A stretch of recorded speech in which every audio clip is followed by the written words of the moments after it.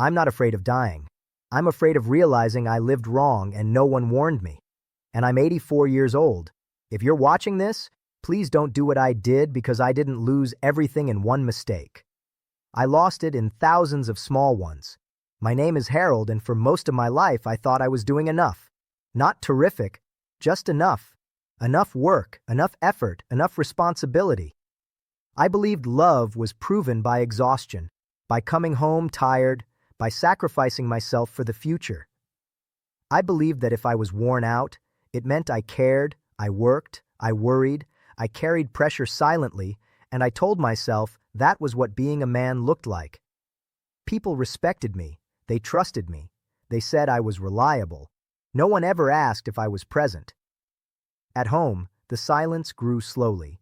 So slowly, I didn't notice it replacing everything else. I had a son. His name was Daniel. He was gentle in a way that required attention. The kind of child who didn't interrupt, didn't demand. He waited. When he was small, he followed me everywhere like I was gravity. He sat near my chair, near my legs, close enough to feel included. He drew pictures on the floor, careful pictures, pictures that took time. Every time he finished one, he looked up first, not at the paper, at me. "Dad, look." And I said things like, "Just a second, not now, later." I always meant later. I didn't understand that later feels like rejection when you're small. I didn't understand that every time I delayed him, I was teaching him where he ranked. Sometimes he fell asleep right there on the floor, still holding his drawings. I remember stepping over him, careful not to wake him. I remember thinking how quiet the house felt.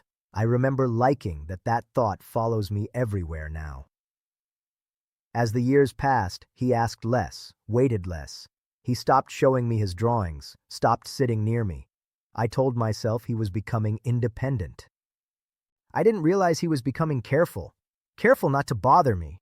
Careful not to need me. There's a moment when children stop hoping. It doesn't come with anger. It comes with acceptance. They accept that you are not the place they land anymore. I missed that moment completely. When he became a teenager, he stayed in his room more. I didn't knock. I told myself privacy was respect. The truth was, I didn't want to be needed. I was already tired. I was always tired. That word protected me from guilt for years. There were nights he came home late.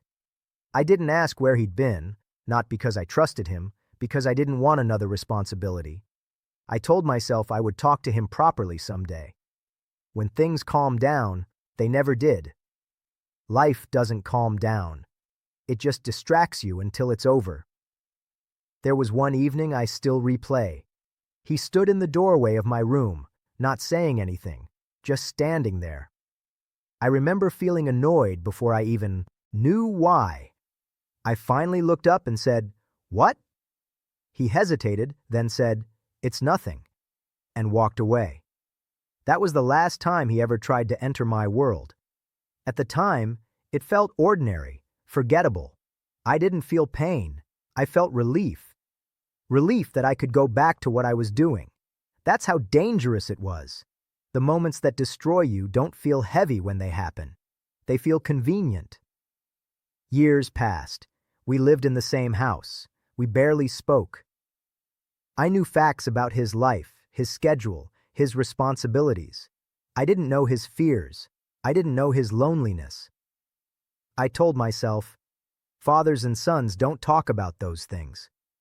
What I was really saying was, I don't know how.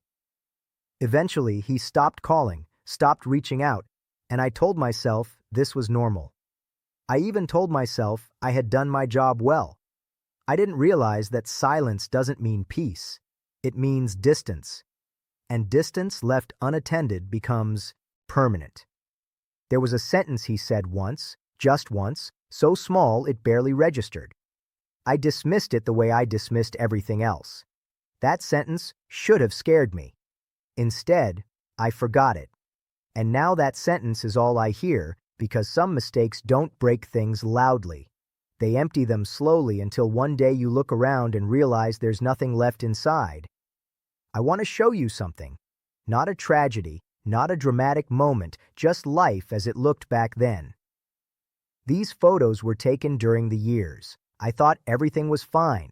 Look at us. We look normal, safe, complete. This is the dangerous part because when things look normal, you don't stop. You don't question yourself. You don't slow down. You think there's time. In these years, nothing was wrong enough to scare me. We ate together sometimes. We talked about schedules. We celebrated birthdays from the outside. This looks like a family. And that's why. I didn't notice what was missing. No one teaches you this. Love doesn't disappear loudly. It disappears quietly between routines, between tired evenings, between tomorrow. When you look at old photos, you don't see absence. You see smiles. But absence doesn't show up in pictures. It shows up years later when there's no one left to take new ones. There were calls. At first, they were normal calls, short ones, awkward ones.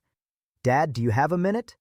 And I would answer the same way every time. Not angry, not cruel, just distant. "Not now. I'm busy. I'll call you back."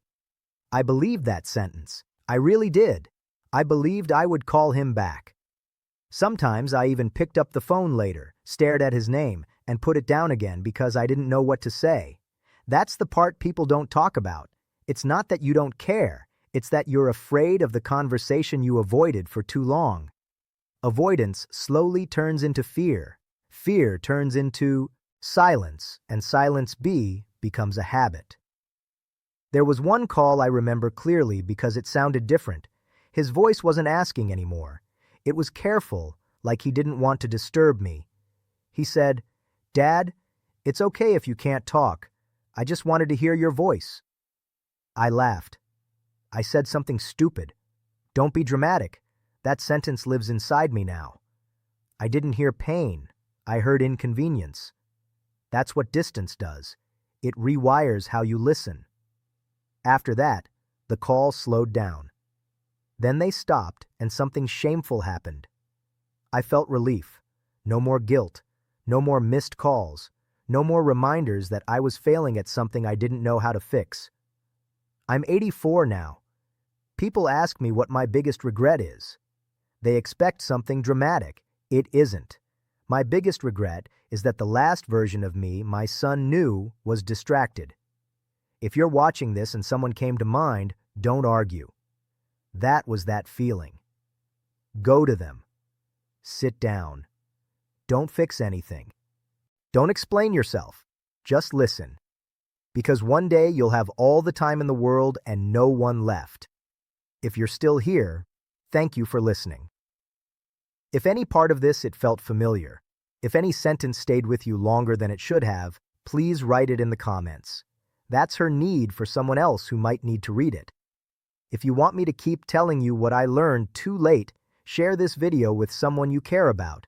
And if you don't want to miss the next story, you can subscribe. I'll be here as long as I can.